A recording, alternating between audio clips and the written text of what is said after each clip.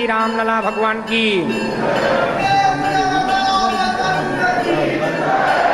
जय जय श्री सीताराम।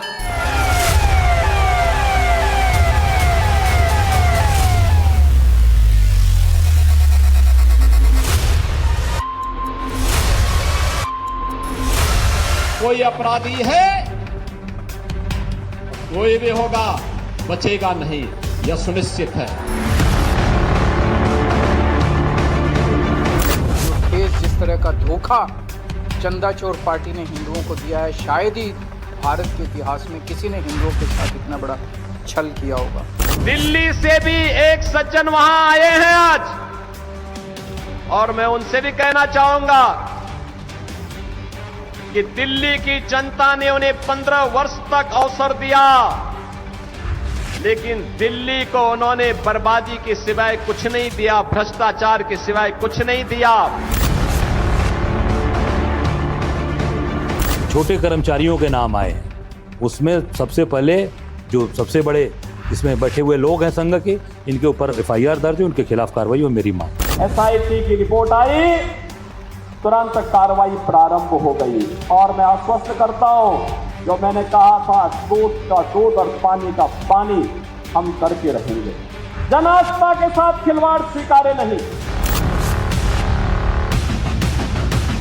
बहुत गंभीर मामला है। राम मंदिर में आभूषणों की और चढ़ावा चोरी होने के बाद प्रदेश के मुख्यमंत्री को एक दिन भी सत्ता में रहने का कोई नैतिक अधिकार नहीं रह गया है। प्रशासन निष्पक्षता के साथ जांच कर रहा है, लेकिन बाबरी मस्जिद पर एक सवाल पूछो उन लोगों से जो समाजवादी पार्टी कांग्रेस में तुष्टीकरण की पॉलिटिक्स की राजनीति कर रहे हैं, उनसे पूछिए एक बार कि पैसे कहाँ गए। ये मदरसों में जो अवैध संचालन हो रहा है, बाहर से पैसे आ रहे हैं, टेरर फंडिंग हो रही है। लोगों को समझ में आ रहा है ये जो खुली डकैती हो रही है, ये सब समझ रहे हैं, और राम जी नाराज हैं, इसीलिए सब परतें खुल रही हैं। भगवान की नाराजगी नहीं झेल पाएंगे। राम भक्तों के साथ, उनकी आस्था के साथ खिलवाड़ करना बंद करो। अगर तथ्य नहीं है, पुष्ट प्रमाण नहीं है, तो आरोप प्रत्यारोप बंद करो, और प्रमाण है तो SIT को सबूत सहित प्रमाण प्रस्तुत करो।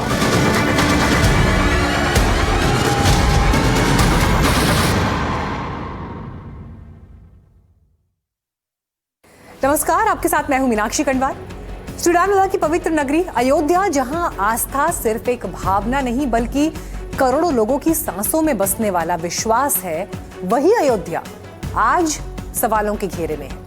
अयोध्या में रामलला मंदिर में एक ऐसा अधर्म हुआ जिसने हर राम भक्त को भीतर तक हिला दिया। चढ़ावा चोरी की साजिश और सिस्टम की खामियों का ऐसा जाल जिसने श्रद्धा और व्यवस्था दोनों को कटघरे में खड़ा कर दिया। SIT की शुरुआती जांच के बाद FIR दर्ज होती। 8 नामजद आरोपी और कई अनजान चेहरे जो कहानी को और भी रहस्यमय बनाते हैं। सवाल उठता है कि क्या ये महज एक आर्थिक अनियमितता है या फिर आस्था के नाम पर सबसे बड़ा विश्वासघात। और सवाल फिर ये भी कि आखिर किस स्तर पर ये चूक हुई, और आखिर कौन है वो लोग जो भगवान के नाम पर आए चढ़ावे को भी लील गए। देखिए NDTV इंडिया की एक ऐसी पड़ताल जो एक सिरे से शुरू हुई तो कड़ियों से कड़ियां जुड़ती गई।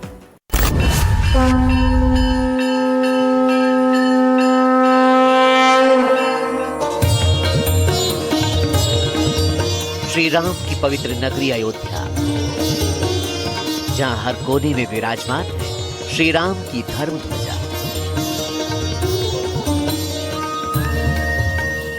अयोध्या में हर सुबह भगवान श्री राम के जयकारों से शुरुआत होती है।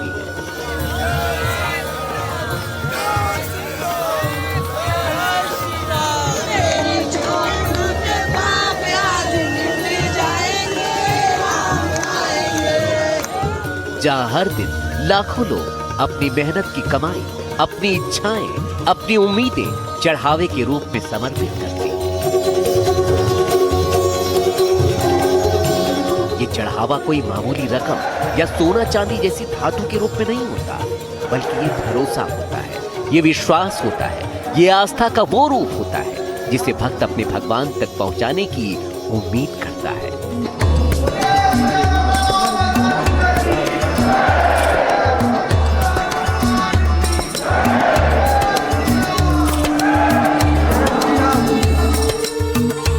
अयोध्या वो नगरी जहां सदियों के इंतजार के बाद बना राम मंदिर सिर्फ एक इमारत नहीं है, बल्कि करोड़ों लोगों के विश्वास, समर्पण और आध्यात्मिक पहचान का सबसे बड़ा केंद्र बन चुका है।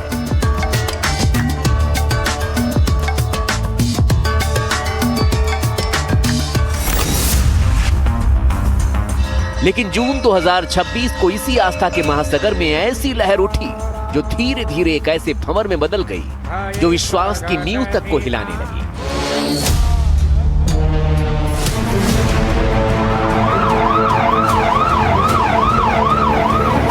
एसआईटी जांच दूध का दूध और पानी का पानी करके रहेगी, इसमें कोई संदेह नहीं। मंदिर में जो सेवा करने वाले लोग हैं उनके लिए जांच के लिए बताओ, अधिकारी जांच करेंगे। ये उसमें गमन तो हुआ है, भारी गमन हुआ है, तो उसकी निष्पक्ष जांच कराई गई। इतनी बड़ी घटना घटी है, पूरे देश और दुनिया में हलचल है कि भगवान राम के नाम पे आने वाले लोग जितने दिन भगवान राम के नाम पर अपनी दुकान चलाए, आज सारी चीजें सामने आ गई। उसके बाद भी कोई जांच रिपोर्ट कब तक आएगी? 10 दिन में आएगी, 15 दिन में आएगी, कोई पता ही नहीं है। ट्रस्ट का मामला है, सरकार से कोई ताल्लुकात नहीं है। ट्रस्ट के लोगों ने अपील की है कि एसआईटी से जांच करा दिया जाए। मुख्यमंत्री ने एसआईटी गठित कर दी और जांच भी शुरू हो गई है। जो जांच रिपोर्ट आएगी इसको भी भिजवा देंगे अगर कहेंगे। अयोध्या के इशू पे भी एसआईटी का गठन हो गया है। अखिलेश जी को चिंता करने की जरूरत नहीं है, योगी जी सक्षम है, हर समस्या का हल ढूंढ लेंगे। तो आपराधिक पहलू है वह तो एसआईटी की इंक्वायरी में निकलेगा कि क्या हुआ। 15 दिन और देखने, इंतजार कर लो, चिंता मत करो।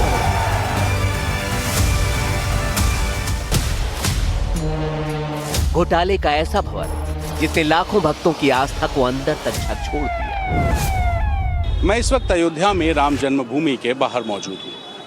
यहाँ राम मंदिर में चढ़ाया हर एक रुपया आस्था और श्रद्धा का प्रतीक है, लेकिन अब इस आस्था और श्रद्धा के नाम पर चोरी की चोट लगी है और इस मामले में एसआईटी की जांच में हुए खुलासे से जो भक्त हैं उनकी आस्था को गहरी ठेस भी पहुंची है। राम मंदिर के चढ़ावे में घोटाले का मामला अब शक से आगे निकलकर पहले एफआईआर और अब गिरफ्तारी तक मामला पहुंच गया है।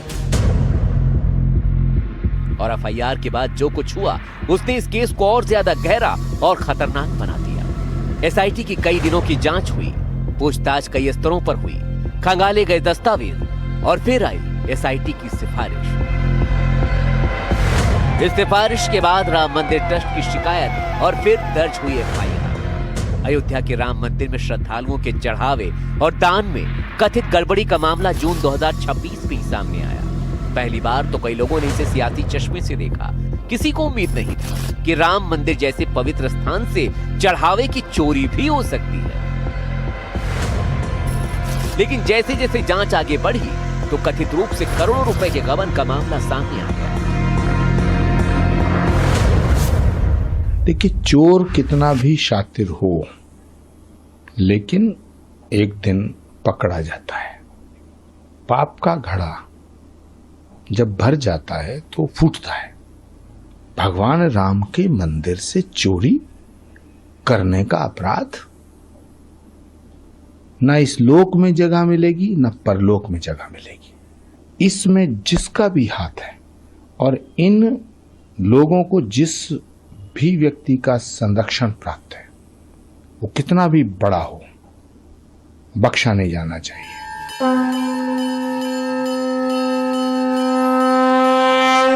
अन्य क्षेत्रे कृतं पापम पुण्य क्षेत्रे विनश्यति, पुण्य क्षेत्रे कृतं पापम वज्रलेपो भविष्यति।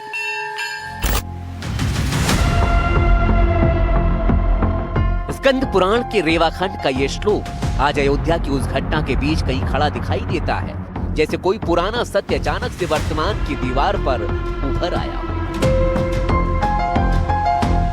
क्योंकि इसका अर्थ केवल चेतावनी नहीं है बल्कि वो कठोर नियम है जो आस्था और कर्म के बीच की अंतिम रेखा खींचता है कि सामान्य स्थान पर किया गया पाप प्रायश्चित और पुण्य से मिट सकता है, लेकिन जिस स्थान को स्वयं पवित्र माना गया हो, जहां हर दान श्रद्धा का प्रतीक हो, जहां हर चढ़ावा विश्वास का रूप हो, वहां किया गया पाप केवल अपराध नहीं रहता, वो वज्रलेख बन जाता है। ऐसा निशान जो समय, दर्द या फिर सफाई से भी नहीं मिट सकता। श्रीमद् भागवत के 10वें स्कंद में स्पष्ट वर्णन आता है, स्वदत्ताम परदत्ताम व ब्रह्मवृत्तिम हरिश्चया षष्टि वर्षाणि विष्टायाम जयते कृमि। अपने द्वारा प्रदत्त या दूसरे के द्वारा दी गई देव संपत्ति का जो व्यक्ति आहरण करता है उसको 60,000 वर्ष तक नरकीय कीड़ा बनना पड़ता है। बहुत बड़ा अपराध है। जब राम मंदिर जैसे पवित्र स्थान से चढ़ावे में चोरी की खबरें सामने आती हैं, तो ये श्लोक केवल पढ़ा नहीं जाता, बल्कि हर खुलासे के साथ गूंजने लगता है। क्योंकि जो हाथ दान गिन रहे थे, जो लोग व्यवस्था संभाल रहे थे, जो चेहरे इस पूरी प्रक्रिया का हिस्सा थे, क्या उन्हें ये ध्यान था कि वो किसी सामान्य स्थान पर नहीं, बल्कि वो श्री राम की उस धरा पर खड़े हैं, जहां कर्म कई गुना अधिक भारी हो जाता है, जहां हर गलती केवल गलती नहीं होती, बल्कि आस्था के साथ विश्वासघात बन जाती है। राम मंदिर में चोरी हो सकती है, तो फिर हर घर या हर मंदिर में भी ऐसा हो सकता है। तो ये श्रद्धालुओं को बहुत ही कष्टप्रद बात है, और साधु संतों के लिए तो ये बहुत ही दुखद बात है कि राम मंदिर में अगर ऐसा हो गया तो फिर साधारण जगह तो सुरक्षित है ही नहीं। तो सबसे बड़ी बात है कि राम तो भगवान तारणहार है, और मंदिर का जो चढ़ावा होता है वो मंदिर के उत्सव में खर्च किया जाता है, या जो निराश्रित लोग हैं, जैसे भंडारा है, लंगर है, जल सेवा है, कन्याओं के विवाह हैं, गरीब लोगों की सहायताएं हैं, क्योंकि भगवान का नाम है गरीब निवाजू। तो ये बहुत ही सोचनीय और बहुत ही दुखद बात है। चढ़ावा चोरी की घटना में कौन कौन शामिल है, ये तो हम आपको आगे बताएंगे, और ये भी बताएंगे कि पुलिस ने अब तक क्या क्या एक्शन लिया, आरोपियों की गिरफ्तारी कैसे हुई और आगे क्या क्या हुआ। लेकिन उससे पहले एक नाम जो इस पूरे घटनाक्रम की जुड़ी चर्चाओं के बीच दबा रहा, वो नाम अब सुर्खियों में।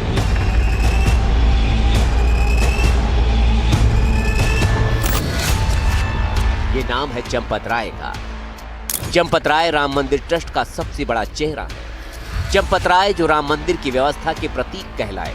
चंपत राय वो चेहरा जिस पर भरोसा रखा गया कि आस्था का हर रुपया सुरक्षित है, हर चढ़ावा पवित्र है, हर व्यवस्था पारदर्शी है।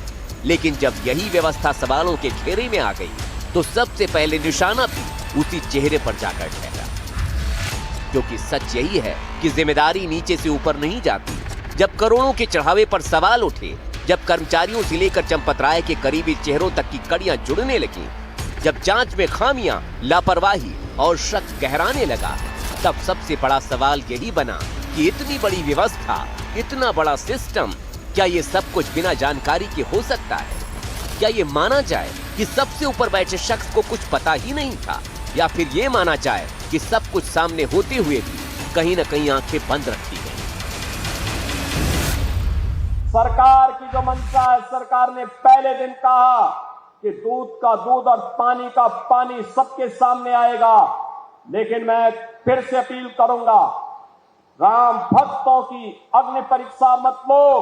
राम भक्तों के साथ, उनकी आस्था के साथ खिलवाड़ करना बंद करो। अगर तथ्य नहीं है, पुष्ट प्रमाण नहीं है, तो आरोप प्रत्यारोप बंद करो, और प्रमाण है तो एसआईटी को सबूत सहित प्रमाण प्रस्तुत करो। और फिर एक और सवाल जो सबसे ज्यादा संदेह को गहराने का काम करता है, और वो ये कि जब 7 जून को पहला आरोप लगा, जब मामला हर दिन तूल पकड़ता गया, जब लोगों के मन में संदेह घर करने लगा, तब चंपत राय अपने पद पर मजबूती से टिके क्यों रहे? क्यों चंपत राय ने उसी वक्त ये नहीं सोचा कि आस्था पर सवाल आने भर से ही पद छोड़ देना चाहिए? क्यों वो हर आरोप को खारिज करते रहे? क्यों ये भरोसा दिखाते रहे कि कुछ भी गलत नहीं हुआ? और फिर 25 जून को पहले एफआईआर दर्ज होती है, धाराएं लगती हैं, नाम सामने आते हैं, और उसके बाद 26 जून को इस्तीफा। चंपत राय ने स्वीकार कर लिया कि हम चोर हैं, हमने चोरी किया है और हम चोरी में शामिल, इसलिए उन्हें इस्तीफा दिया। अगर चोर नहीं रहते तो लड़ो ना लड़ाई लड़ो, लड़कर आओ भाई। मेरे नाम FIR भी होगा, मैं जेल भी जाऊंगा, पर मैं चोर नहीं हूं। चंपत राय चोर है।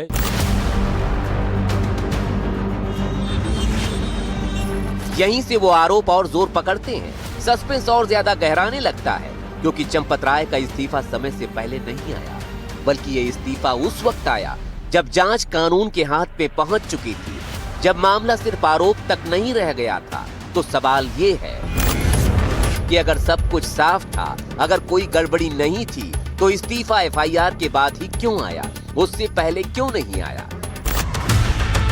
क्या ये सच में नैतिक जिम्मेदारी थी या हालात का दबाव, या फिर उस डर का आगाज कि अब जांच वहां तक पहुंच सकती है जहां से लौटना मुश्किल ही नहीं नामुमकिन होगा? और यही सबसे गहरी बात भी है क्योंकि चंपत राय केवल एक पदाधिकारी नहीं थी, बल्कि चंपत राय पूरी व्यवस्था का सबसे बड़ा चेहरा थे। सवाल ये भी उठ रहा है, क्या जिम्मेदारी सिर्फ नीचे वालों की ही थी और अब जांच गिरफ्तारियों तक पहुंच रही है? चोरी की रकम बरामद होने लगी है, लेकिन एक खामोशी अभी भी बनी हुई है। और इस पूरे सिस्टम में सबसे ज्यादा किसी नाम की गूंज है तो वो नाम है चंपत राय का। चंपत राय को भी मालूम था, अंजलि मिश्रा को मालूम था क्या चल, सब उनके ही तो चेले हैं, नोट गिनने वाले और सब कुछ माल लेकर जाने वाले उनके चेले हैं। तो पूरे ट्रस्ट को बर्खास्त करना चाहिए और पूरे ट्रस्ट के ऊपर FIR लॉन्च करना चाहिए, पूरे ट्रस्ट के ऊपर। चंपत राय या अनिल मिश्रा के इस्तीफे से इस समस्या का कोई हल नहीं होने वाला। अगर सैकड़ों हजारों करोड़ की लूट हुई है, इतनी बड़ी आस्था की लूट, इतने बड़े पैसे की लूट हुई, तो खाली चंपत राय के पास होंगे या पैसा? तो इसका मतलब कि ये बहुत बड़ा मसला है, चंपत राय से ऊपर का मसला है। जिनके भी खिलाफ आरोप, वो जो कोई भी हो, इस FIR के अंतर्गत पूरे अपराध की जांच होगी, सब आरोपों की जांच होगी, किसी को छोड़ेंगे नहीं, किसी को बचाने का प्रश्न नहीं है। इन तीनों के खिलाफ भी जांच होगी, छोटी बड़ी किसी मछली को छोड़ा नहीं जाएगा। अयोध्या पुण्य की वो धरती है जहां हर कदम पर भक्ति की गूंज सुनाई देती है। वहीं अगर अधर्म की शुरुआत हो जाए तो सवाल और गहरे हो जाते हैं। राम मंदिर में चढ़ावे की चोरी अब सिर्फ एक खबर नहीं, बल्कि एक ऐसा रहस्य बन चुकी है जिसकी परतें पूरी रफ्तार के साथ खुलती जा रही हैं और हर परत के साथ बढ़ता जा रहा है संदेह। 25 जून को ट्रस्ट ने शिकायत की और SIT की सिफारिश आई और फिर दर्ज हुई पहली FIR और गिरफ्तारियों का सिलसिला भी शुरू हुआ। लेकिन कहानी यही खत्म नहीं होती। सवाल यह है कि इतनी कड़ी निगरानी के बीच आखिर कैसे गायब हुआ चढ़ावा? कौन कर रहा था हिसाब किताब? और कहां टूट गई वो कड़ी जिस पर टिका था पूरा सिस्टम? बोलो सियावर रामचंद्र की।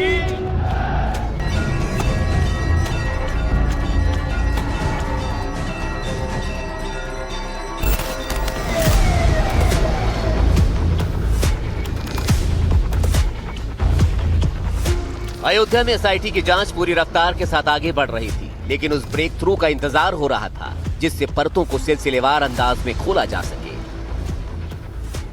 आखिरकार SIT को ब्रेक थ्रू मिला।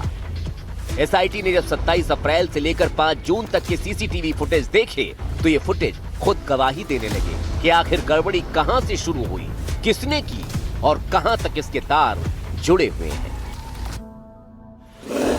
CCTV फुटेज ने उस सच को उजागर कर दिया जिसके बारे में अब तक सिर्फ कयास लगाए जा रहे थे। CCTV फुटेज को देखने के बाद जांच अधिकारी भी सन्न रह गए क्योंकि चढ़ावा चोरी का पूरा इकोसिस्टम खुद ब खुद बेनकाब होने लगा। करीब 70 बार चढ़ावे की चोरी का सिलसिला उसी कैमरे में कैद हो चुका था।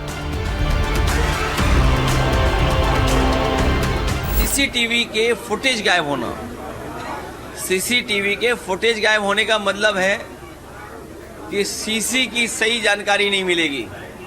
CC का मतलब हुआ चढ़ावा चोरी, चंदा चोरी। यानी भगवान राम का नाम लेने पर जो लोग गोली चलाते थे, आज वे कहते हैं कि आस्था के साथ खिलवाड़ हुआ। अरे आस्था तुम बताओगे हमें आस्था?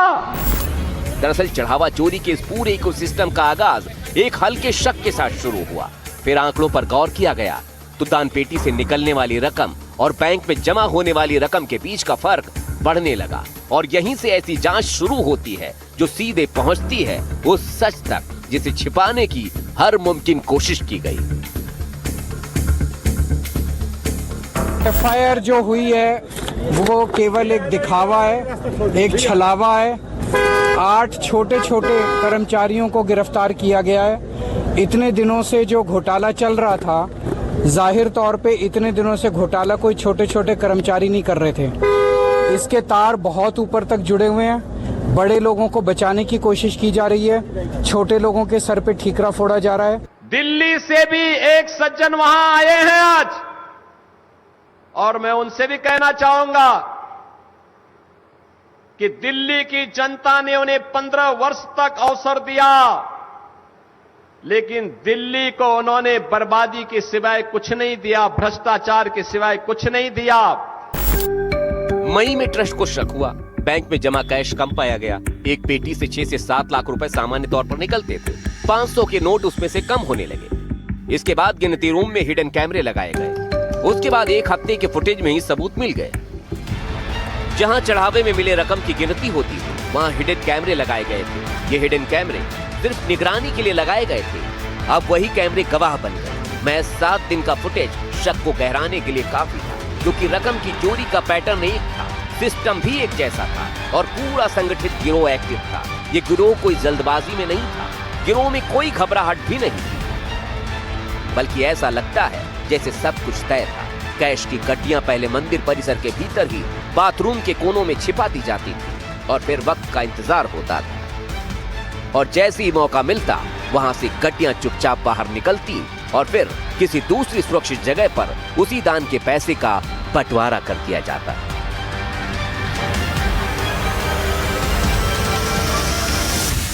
मुख्यमंत्री योगी आदित्यनाथ की तरफ से गठित एसआईटी ने जब जांच शुरू की तो 150 से ज्यादा लोगों से पूछताछ की।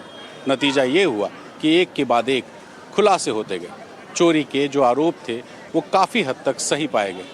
इस मामले में अभी भी एसआईटी की जांच जारी है। संभव है कि कुछ और बड़े नाम सामने आएंगे, क्योंकि अब तक 8 की गिरफ्तारी हुई है, लेकिन कहा जा रहा है कि ये जो 8 हैं ये वो छोटी मछलियां हैं जिनको बड़ी मछलियों ने बचाने का काम किया है। एसआईटी की पड़ताल में यह भी बात सामने आई है कि ये कोई तात्कालिक लालच नहीं था। ये एक संगठित और व्यवस्थित अपराध था जो 1-2 महीने से नहीं बल्कि 2 साल से भी ज्यादा लंबे समय से चल रहा था, और इस अपराध के पीछे वो लोग थे जिनके कंधों पर इस पूरे सिस्टम की जिम्मेदारी थी। बहुत लंबे समय से राम मंदिर के चढ़ावे में चोरी होने का काम हो रहा था, और इसमें जो है असली जो गुनाहगार हैं उनको बचाने का काम हो रहा है। निष्पक्ष जांच होगी, एफआईआर दर्ज हो गई है और कानून के तहत कड़ी कार्रवाई हो, ये सरकार इसने निर्देश दिया। एफआईआर में नाम भी बढ़ेगा, ये तो आप तफ्तीश करने वाले लोग। इस नेटवर्क के केंद्र में उभरता हुआ एक नाम है रामशंकर यादव और टिन्नू यादव, जिसके पास दान पेटियों की चाबी थी। यानी वो शख्स जिसके हाथों में सीधे उस आस्था की चाबी थी जिसे करोड़ों लोग भगवान के नाम पर सौंपते हैं। और दूसरा नाम सुभाष श्रीवास्तव, जो बैंकिंग सिस्टम और कैश फ्लो को समझता था, जिसने इस पूरे खेल को सिर्फ संभव ही नहीं बनाया बल्कि उसे टिकाऊ भी बनाया। जो व्यवस्था सुरक्षा की होनी चाहिए थी वो नहीं हुई, और ये बिल्कुल ही बदइंतजामी थी। बदइंतजामी के साथ साथ जो एक अनुश्रवण और एक सुपरविजन और एक मार्गदर्शन होना चाहिए था, और जो व्यावसायिक दक्ष सुरक्षा कर्मी होते हैं, प्रोफेशनली कॉम्पिटेंट होते हैं, टेक्नोलॉजी का इस्तेमाल कर सकते हैं, जैसे एआई, मशीन लर्निंग, रोबोटिक्स, ऐसा कुछ भी नहीं हुआ था। जब ऐसा कुछ भी नहीं हुआ था तो भाई भतीजावाद के चलते हुए वहाँ पर ऐसे लोगों के हाथ में जिम्मेदारी दी गई जो उस कार्य के लिए सर्वथा अनुपयुक्त थे। अनुयुक्तता के साथ साथ they were not only unequal to the task, लेकिन उनके द्वारा सेंधमारी भी की गई। और ये चीज़ अकस्मात हो जाए, इसके ऊपर नियंत्रण न हो। जो लोग महंगी ज़मीनें खरीद रहे हैं, जिनके द्वारा अनाप शनाप पैसे खर्च किए जा रहे हैं, तो क्या आंतरिक सतर्कता नहीं थी? जाहिर है कि इंटरनल विजिलेंस और आंतरिक सतर्कता नहीं थी, और इसमें अमूलचूल परिवर्तन और सुधार की आवश्यकता है।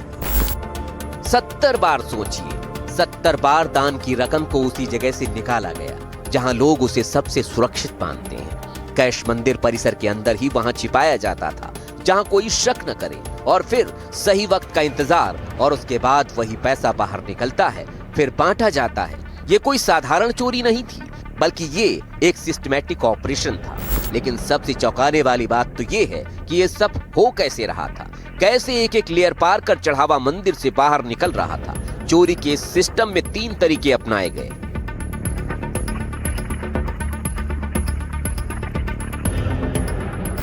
राम मंदिर का चढ़ावा, करोड़ों की राशि, सुरक्षा और पारदर्शिता के बीच अगर चोरी के आरोप लग रहे हैं तो सवाल ये है कि क्या ये मामला सिर्फ लापरवाही का है या अंदर खाने में कोई बड़ा खेल चल रहा था। चोरी का तरीका नंबर 1, गड्डियों से नोट निकालकर छिपाए जाते। कुछ गड्डियां ही गिनी जाती थी, बाकी बिना गिने आगे भेज दी जाती। रास्ते में कैश निकाला जाता, रिकॉर्ड भी सही, चोरी भी पूरी। यानी खेल ऐसा था जहां सब कुछ सामने होते हुए भी कुछ गलत दिखाई नहीं देता था। कागज पर हिसाब बराबर था, मशीन पर गिनती भी बिल्कुल सही, लेकिन असलियत में पैसा रास्ते में ही गायब हो रहा था।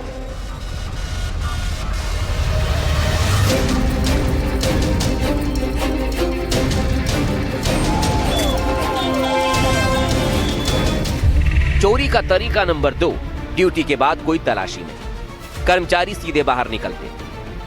कैश लेकर निकलना आसान होता था, और कभी कभी अपराध इतना आसान इसलिए हो जाता है क्योंकि सिस्टम उसे रोकना ही भूल जाता है। कोई जांच नहीं, कोई तलाशी नहीं, और उसी रास्ते से दान की रकम बाहर चली जाती थी। चोरी का तरीका नंबर 3, सोने चांदी के जेवर भी गायब, बाली, कंगन, झुमकी चोरी। इनमें से कुछ को रिकॉर्ड्स में दिखा दिया जाता था। ये सिर्फ पैसे का खेल नहीं था, बल्कि दान के हर रूप पर नजर थी। इन चोरों के निशाने पर गहने और वो जेवर भी थे जो भगवान को अर्पित किए गए, वो भी सुरक्षित नहीं थे। जिन्होंने जन्म दिया है, जिन्होंने दान दिया है, उनके साथ विश्वासघात है और इसमें अत्यंत प्रभावी कार्रवाई की आवश्यकता है। दान की समीक्षा, दान का आकलन, इसका नियमित रूप से ऑडिट होना चाहिए, और AI टूल्स हमारे पास ऐसे हैं जो इसकी फेल प्रूफ, फूल प्रूफ व्यवस्था कर सकते हैं। कृपा करके एक कार्य योजना बना करके, एक्शन प्लान बना करके, अभेद्य सुरक्षा सुनिश्चित करते हुए दान पात्रों की और दान की समुचित उसका आकलन और उसका व्यवस्थापन और बैंक में जाना और उसके आय और व्यय का समुचित ऑडिट के साथ साथ एक पारदर्शी तरीके से इसकी व्यवस्था होनी चाहिए। अब सवाल ये उठता है कि कौन था इसके पीछे, कौन था जो इस पूरे सिंडिकेट को ऑपरेट कर रहा था। कैसे हो सकता है?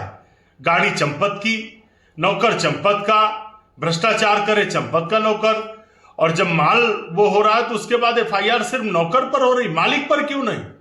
चंपत भागने की तैयारी में है, सरकार को तुरंत गिरफ्तारी करनी चाहिए। FIR में नाम डालकर अनिल मिश्रा और चंपत का सरकार ने अपनी नैतिकता खो दी है। ये सरकार जीरो टॉलरेंस पर काम करती है और करती रहेगी। विपक्ष चाहे किसी को मगरमच्छ कहे, किसी को मछली कहे, कोई न मगरमच्छ बचने वाला है न मछली बचने वाला है। अगर वो आरोपी है तो वो जेल के पीछे जाएगा, उसके बाद उसके साथ न्यायोचित कार्रवाई जो भी होगी वो होती रहेगी। चलिए अब आप जान लीजिए वो 8 रामद्रोही जो चढ़ावा चोरी के सिंडिकेट में सबसे प्रमुख तौर पर शामिल थे।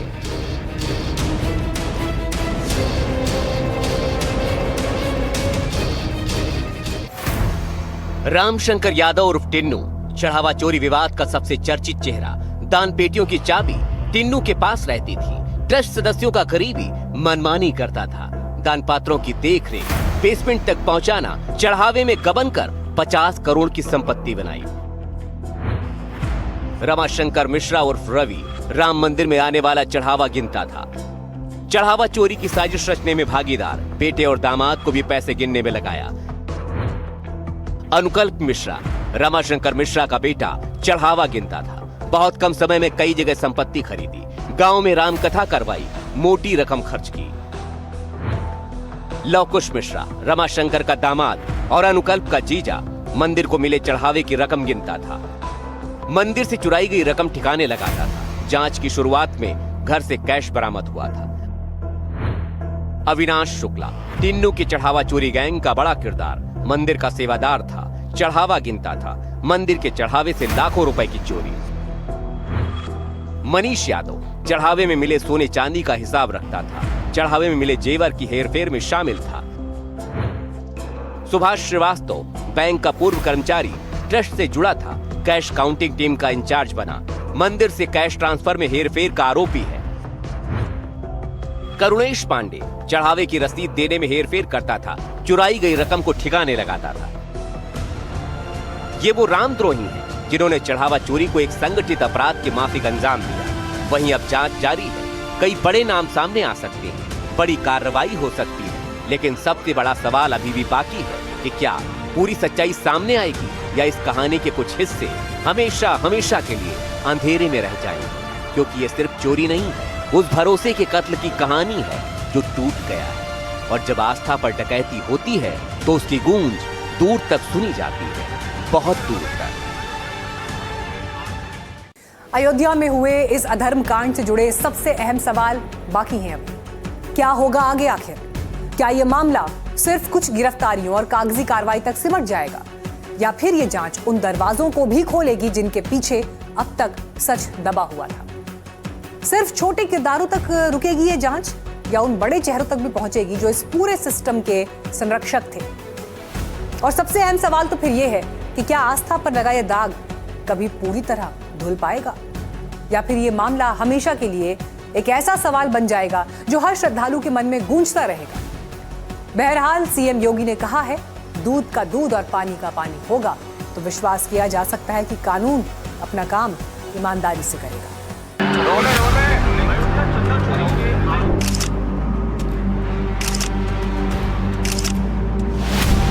चढ़ावा चोरी का मामला अब एफआईआर से आगे बढ़कर जांच के उस मुकाम तक पहुंच चुका है जहां हर परत हर एक नए शक की तरफ इशारा कर रही है। माना तो ये भी जा रहा है कि कहानी अभी पूरी नहीं हुई है, अभी तो महज शुरुआत है। अब सबसे बड़ा सवाल यही है, क्या ये जांच सिर्फ छोटे कर्मचारियों तक ही सीमित रहेगी, या फिर उस शीर्ष स्तर तक पहुंचेगी जहां से फैसले लिए जाएं?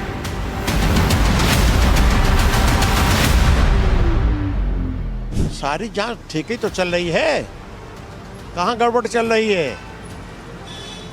अरे वो स्थान जहां राम मंदिर बन करके खड़ा हो गया है, तो उसमें अगर कोई गड़बड़ करेगा तो विनय कटियार तो रहेंगे ही वहाँ, फिर आपको भी रहना पड़ेगा आकर के, तब आना उसी समय।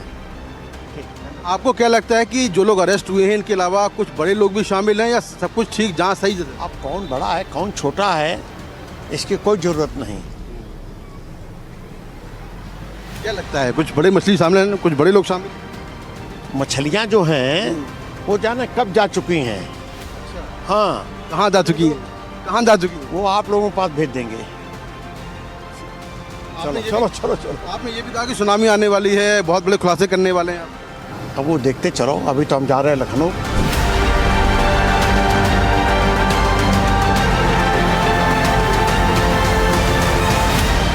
कानूनी विशेषज्ञों के मुताबिक अगर जांच में वित्तीय अनियमितताओं के ठोस सबूत मिलते हैं तो बीएनएस की गंभीर धाराएं और भ्रष्टाचार से जुड़ी कानूनी कार्रवाई संभव है। यानी मामला सिर्फ लापरवाही का नहीं बल्कि आपराधिक साजिश तक भी पहुंच सकता है।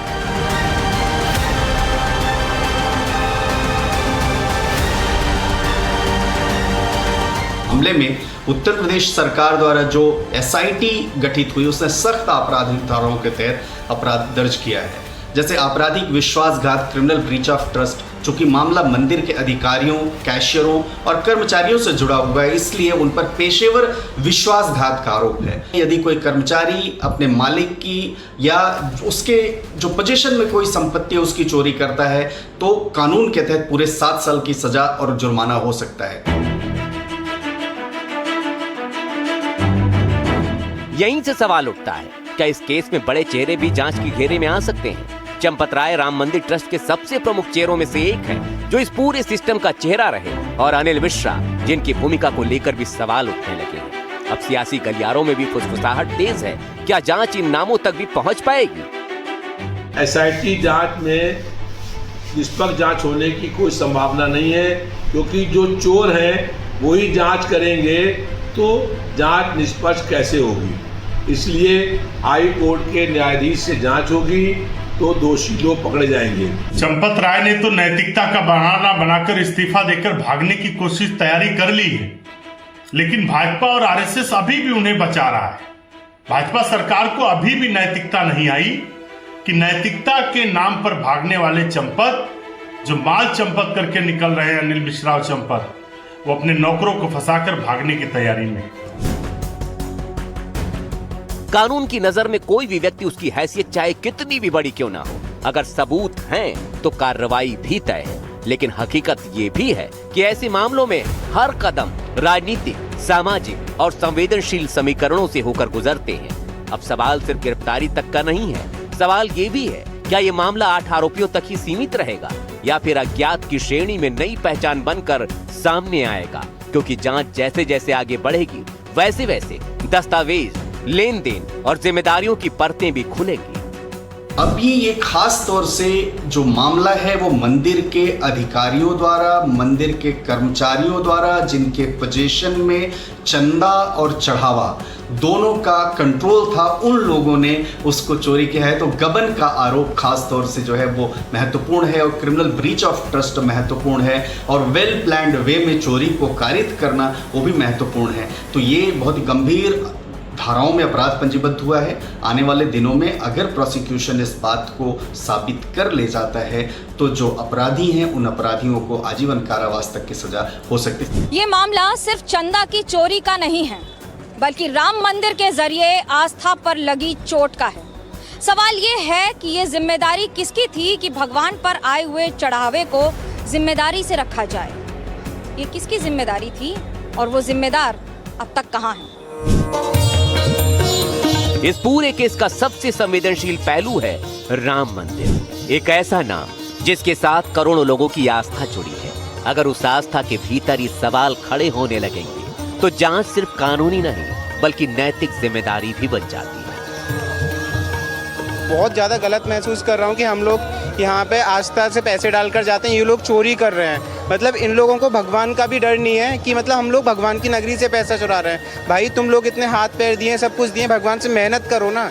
पैसा चुरा के भगवान की कभी मैम उनका भला नहीं हो सकता है। SIT पे हमें बिल्कुल भरोसा है और उनको जांच भी करनी चाहिए। जांच से बिल्कुल क्लियर हो जाएगा कि क्या हुआ है क्या नहीं। दूध का दूध, बिल्कुल दूध का पानी हो जाए कि हाँ यहाँ चोरी, लेकिन जो चोरी हम लोग खाते हैं दूध से श्रद्धा से भगवान के दर्शन करने के लिए और जो भी हम लोग को होता है चढ़ावा करते हैं तो उसमें से चोरी की जाती है, ये गलत। ठीक है, जिन्होंने भी गलत किया है उनके खिलाफ होना चाहिए, चाहे वो सरकार में हो कि वो सरकार में ना हो, चाहे वो मंत्री हो चाहे वो नॉर्मल इंसान हो, कुछ कोई भी हो, गलत होता है। 1 रुपए की चोरी या 1000 करोड़ की चोरी होती है तो उसका होना चाहिए समाधान। हमें पूरा यकीन है ये जो करोड़ों का गबन हुआ है तो ये योगी सरकार इसका पूरा इन्वेस्टिगेशन करके पूरे लोगों के सामने इसको जरूर लाएगी। गलत आस्था जा रहा है लोगों के बीच में, ये अच्छा संदेश नहीं है।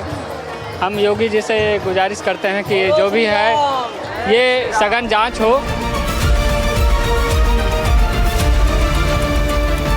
रणवीर सिंह के साथ ब्यूरो रिपोर्ट, NDTV।